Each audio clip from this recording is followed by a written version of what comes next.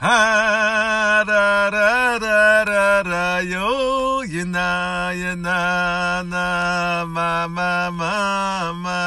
ha ra ra la ra ra ram he ra ra ra ra ra ho yena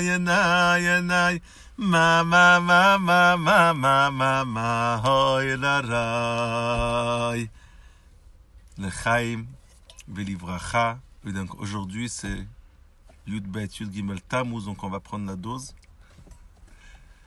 Je vous souhaite à chacun de vous une grande hatzlacha, une réussite dans tout ce qu'on va entreprendre, et bien sûr la bracha essentielle et fondamentale, et la bracha la plus importante qu'on a tous besoin d'urgence. La bracha ikarit qui est Vezrat Hashem, la Géoula, Befoel Mamash, d'une manière concrète.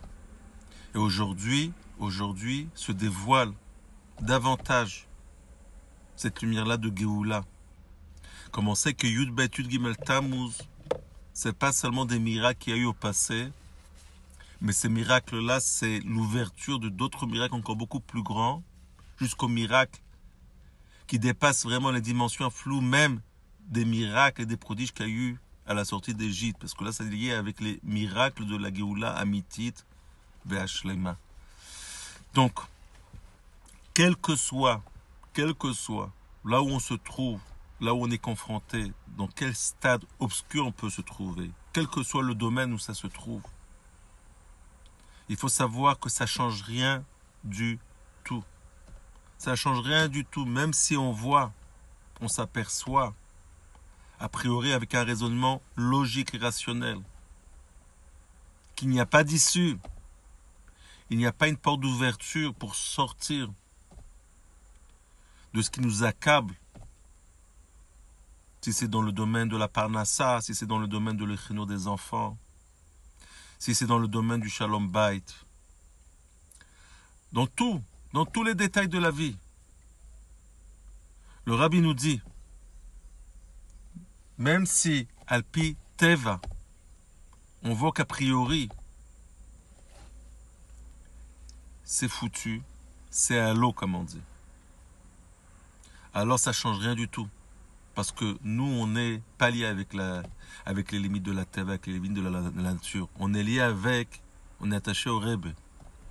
On est attaché à tous les Admourim, et plus encore que cela, par rapport à notre génération d'Orashvi, la 7e génération, la génération de la Géoula, on est attaché avec le Rebbe Melech HaMashiach Shlita. Et à partir du moment où le Rebbe il nous prend par la main, on est attaché au Rebbe. Et le Rebbe il est attaché à nous. Déjà ça commence avec le fait que le Rebbe d'abord il est attaché à nous. Alors c'est pour cela que nous on peut s'attacher au Rebbe. Alors ça ne change rien, que même si on voit d'après les lois de la nature, d'après la teva, d'après la vie, d'après ce qu'on voit, notre vision limitée, qu'il n'y a pas de... on n'arrive pas à sortir de cela, il n'y aura pas a priori de réussite par rapport à ce qu'on espère de nous, on espère au niveau de l'avancement aussi de la Vodat Hashem, de notre attachement vers Akadosh Baruch Hu. Alors, même si on ne trouve pas a priori une issue par rapport à cela, une liberté, alors il faut savoir que Yud Bet Yud Gimel Tammuz, la liberté qu'il y a eu chez le Rabbi Raya, c'est pas la liberté du Rabbi Raya, c'est la liberté du tout le Ham Israël, des millions de juifs, ils étaient dans le danger, parce que c'était un danger d'abord spirituel. Le danger, il est encore beaucoup plus de ce qui s'est passé avec la Shoah.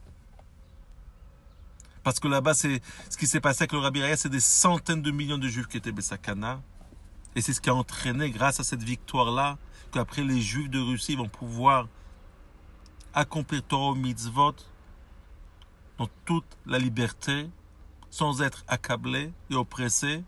Et bien sûr, après sortir de là-bas, que c'était quelque chose que c'était impossible d'après la Teva, d'après la nature. Donc,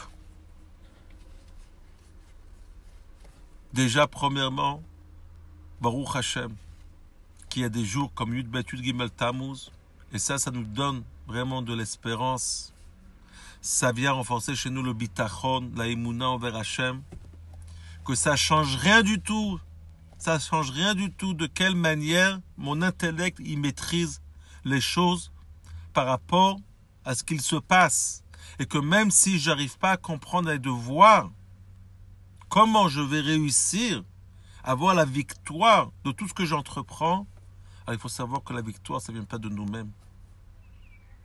Ça vient de la bracha, une bracha très spéciale, qu'Akadosh Baruch Hu, il donne à chaque juif par l'intermédiaire du chef spirituel de la génération. Vous savez,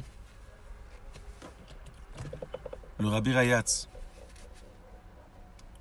il a eu peur. Il a eu peur, mais pas il a eu peur pour lui. Il passe parce qu'il a eu peur de mourir. Il a eu peur pour le Ham Israël. Et il écrit dans ses discours, qu'est-ce qui lui a donné vraiment le courage et la force de pouvoir surpasser ces moments difficiles de souffrance et de torture, des choses qui sont énumérées là-bas, vraiment des choses terribles,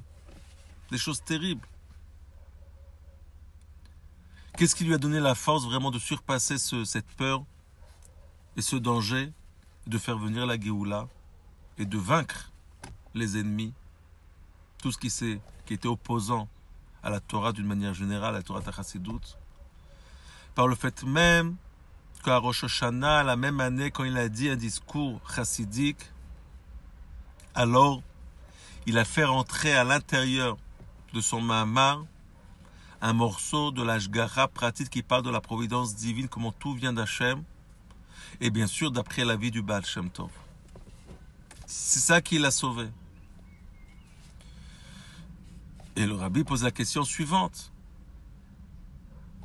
Si le Rabbi Rayatz, en temps normal, il aurait pensé à l'Ashgara pratique en étant en prison, ça aurait pu aussi le soulager et l'aider à surpasser cette peur-là qu'il y avait. Puisque l'Ashgara pratique, c'est pas quelque chose qui vient de naître à la génération du Rabbi Rayatz, depuis le Baal Shem Tov, le Rav Magid, l'Admor Zaken, que tout c'est Hachem, et que Hachem il se trouve dans chaque particule, chaque élément de la nature, de l'univers. Pas seulement que l'Ashgara pratique, elle est chez le juif, mais chez l'homme. Et pas seulement chez l'homme en temps normal, mais aussi chez l'animal, le végétal et le minéral, même quelque chose qui ne bouge pas comme de la pierre. Il se trouve aussi une vitalité divine à chaque instant, qui vitalise, qui donne l'énergie de l'existence même, que la pierre, elle peut subsister. Donc, pourquoi il était tellement nécessaire que le Rabbi Rayatz, pas seulement qui se rappelle en temps normal que c'est à Kol B'Ashgara Pratit, mais plus que cela, ce qui l'a aidé à surpasser ce danger, cette peur-là, sur des millions de Juifs qui étaient dans le danger, c'est ça que pendant le Mahamar de Rosh Hashanah, il a fait rentrer un morceau qui parle de l'Ashgara Pratit d'après la vie du Baal Shem Tov. Quelque chose d'incroyable. Parce que tous, Baruch Hashem, on a la Emouna que tout B'Ashgara Pratit. Tous. On sait qu'Hachem se trouve partout. Il n'y a rien dans le monde qui peut bouger, quel que soit là où il se trouve, si ce n'est pas la présence divine qui vient lui donner cette énergie-là vitale de faire ce qu'il fait. Mais on s'aperçoit, quand est-ce que chez nous se réveille cette conception-là et cette émouna-là de l'Ashgara Pratit. Quand tout va bien, c'est extraordinaire. Ouah, t'as vu comment ça colle l'Ashgara Pratit. On est capable de rattacher un élément à un autre élément et de voir une image globale de la présence divine de l'Ashgara Pratit. Ouah, les Ashgara. Mais quand ça va mal et qu'on passe des moments obscurs, alors là on oublie que c'est B'Ashgara Pratit.